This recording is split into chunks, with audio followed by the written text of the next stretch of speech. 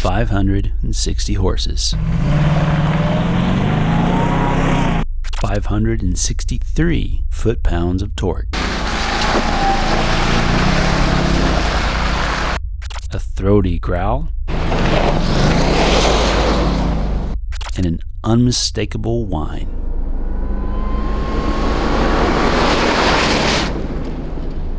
Say hello to our Magnuson Supercharged Tundra. After a year of overlanding, towing, and cross-country travel, we're about to answer the big question. Is this Magnuson Supercharger the game changer we've been needing for our sluggish overland builds? Buckle up and hold on as we dive in.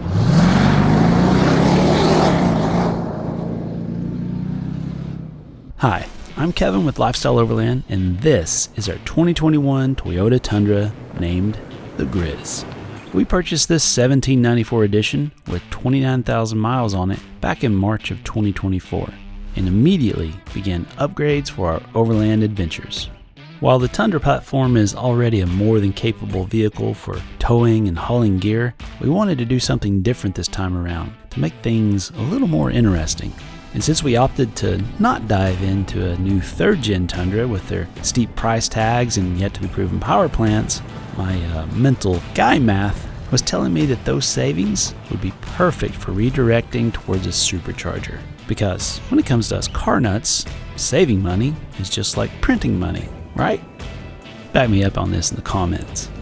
As it turns out, my creative math and credit card wasn't needed since Magnuson was already watching us tear into the Tundra, and after a few conversations, they had a brand new TVS2650 headed our way for testing and review purposes. So, a huge shout out to Noel and team for contributing to this build.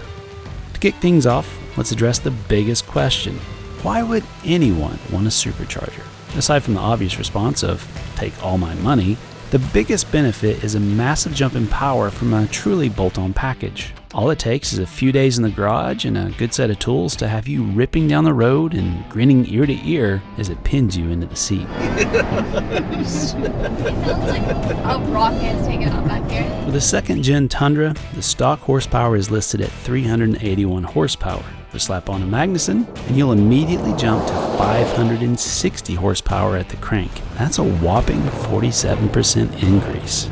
The torque climbs from 401 foot-pounds in its factory configuration to a staggering 563 foot-pounds. That's a hefty 40% increase. And that number isn't just brochure candy. It's present across the entire power band, so you feel it from the launch all the way up to cruising speeds, which is perfect for heavy overland builds or towing trailers, or both in our case. I know it sounds almost too good to be true, so what's the magic voodoo? How does this supercharger net such impressive gains? Well, an engine is essentially an air pump. It sucks in air as the piston moves backwards in the cylinder, which is mixed with fuel as it passes the fuel injector, then the chamber is closed off by the valves, and the mixture is compressed as the crankshaft drives the piston forward again. At the optimal point, it gets ignited by the spark plug, making it all go boom. The explosion drives that piston against the crankshaft, which in turn puts power into the driveline and, as you probably guessed by now, down to the wheels. But the engine's explosive power is limited to how much air it can suck in through this process. But now imagine something forcing air into the engine instead of it having to suck it in. Using a supercharger, you can ram more air and consequently more fuel into that combustion chamber, which means a bigger explosion and even more power going to the drivetrain. It's kind of the difference between blowing up a beach ball with just your lungs or using an air pump. It makes the engine's job so much easier. Since its rotor vanes, which grab and compress the air, are belt driven directly from the engine's crankshaft, there's essentially zero lag in throttle response, as opposed to a turbo configuration that requires exhaust gas pressure to build up and create boost.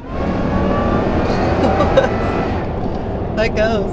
And thanks to its 40% extra torque, it makes instantaneous, usable power on the trail, light to light, and on the freeway. Truthfully, a stock Tundra has plenty of power for most use cases, so I'm not going to go full influencer here and tell you that everyone absolutely needs a supercharger. However, I will say that after a year of driving with ours, I'm convinced that everyone would absolutely want a supercharger once they get a taste. Seriously, the driving experience is phenomenal, but I'm getting ahead of myself. Okay, now let's address the elephant in the room, since there is a commonly discussed concern of reduced long-term reliability, which is a valid question since we do buy Toyotas for their infamous reliability in the first place. And while we've had 18,000 miles of trouble-free experience, we can't speak to this concern fully until we hit those 100 and 200K milestones. But if you dig into the available data online, there is an overwhelming number of positive reports from Magnuson owners who've hit those marks with no troubles at all. In my research, I found very few reports of issues from the vast majority of users, and many of the negative comments came from a root cause of poor installation or tuning issues. The tipping point for me to take the plunge with my pedigreed, gold-certified 3URFE 5.7-liter V8 was the fact that Magnuson was once partnered with Toyota, thanks to their own reputation for reliability and quality, to develop the infamous Toyota TRD Supercharger, which was an available dealer-installed option from 1997 until 2015 that honored the Toyota powertrain warranty.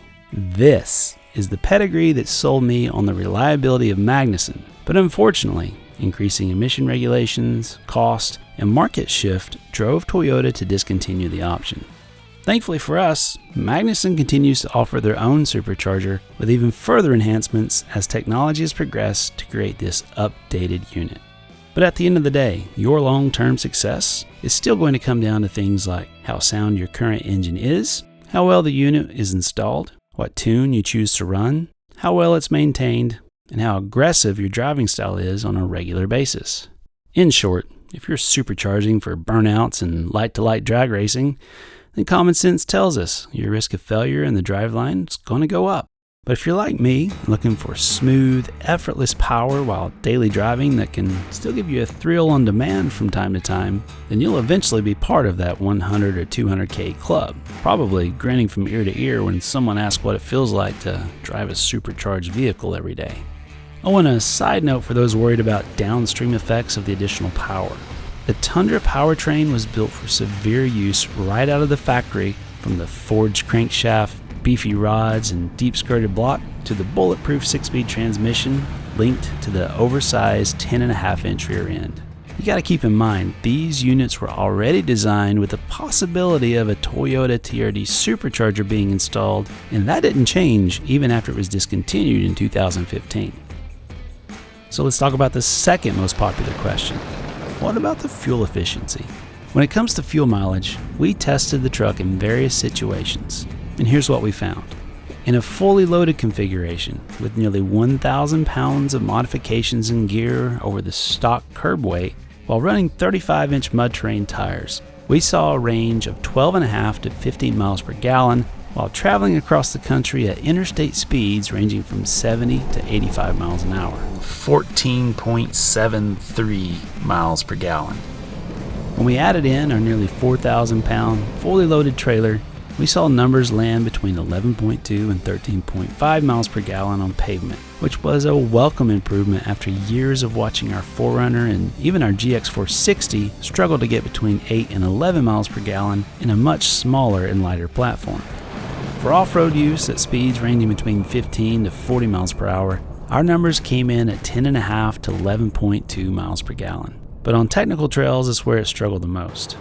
As you may know, V8s aren't known for their idle efficiency, and we would commonly see 7.5 to 8 miles per gallon when on slower technical trails. Thanks to that V8 who was just twiddling its thumbs while we set up cameras, spun through deep sand, or picked our way across challenging obstacles with a trailer in tow. But this was really no surprise to us since our 4.6 V8 Lexus struggled with fuel usage in the same low-speed environment.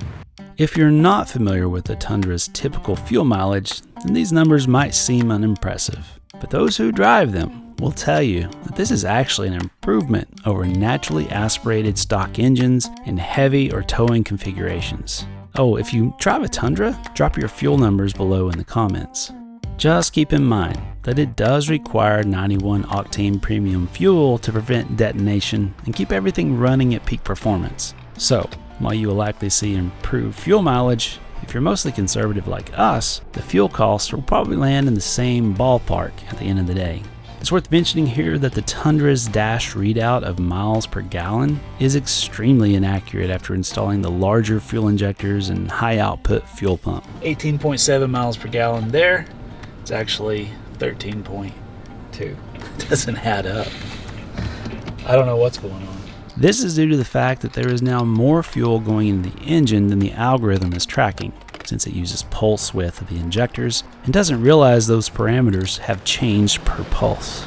Overall, when you consider the fact that we're passing vehicles on 2 lanes like they're sitting still, climbing mountain passes like a Sherpa on crack, and now rolling with almost double the power over stock, and all of this with comparable fuel costs to an unmodified engine, then you ask yourself the same question we did.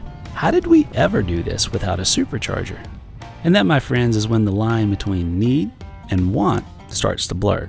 If you're on the fence, I'd recommend you never test drive one to avoid this conundrum. I just gotta say, the supercharger in these mountains, I mean, the fact that I can accelerate up this climb with a fully loaded trailer behind me, all the gear at 10,600 feet. Such a welcome change.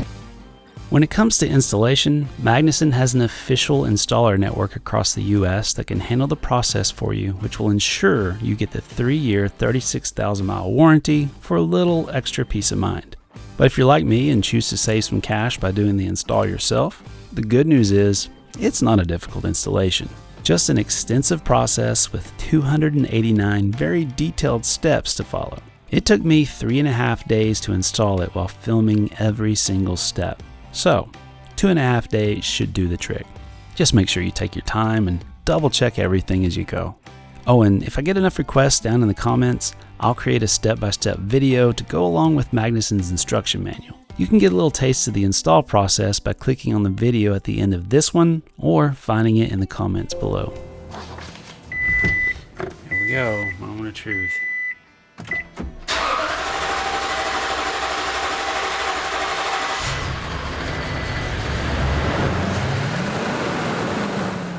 When it comes to the actual TVS2650 system, I'd like to point out a few highlights that were impressive. For starters, it has a liquid-to-air intercooler, which means the intake air is cooled internally with its dedicated coolant system. So instead of large intake redirect pipes that route to an air-to-air cooler behind the grill, you have smaller 3/4 inch coolant lines that make installation a lot easier and a lot cleaner. It also means that you'll have better cooling at low speeds since the system's recirculation pump keeps things cool instead of relying on speed as you would with an air-to-air system. This is perfect for our trail use. The Magnuson also uses a vacuum bypass valve to stay efficient when you don't need boost, like at idle or light throttle. Instead of forcing air through the rotors, it simply bypasses the supercharger, saving fuel and reducing heat. Then, the moment you put your foot down, the valve snaps shut and delivers full boost with zero lag. Plus, because the bypass air still flows through the intercooler, the system stays cool and ready for action. So, after a year of use in all forms of driving scenarios from heavy off-road to long-distance on-road travels, oftentimes towing as well, we honestly couldn't be more impressed with what this Magnuson has done for our Overland build. Gone are the days of winding out smaller platforms and pushing them to their limits to get us where we're going.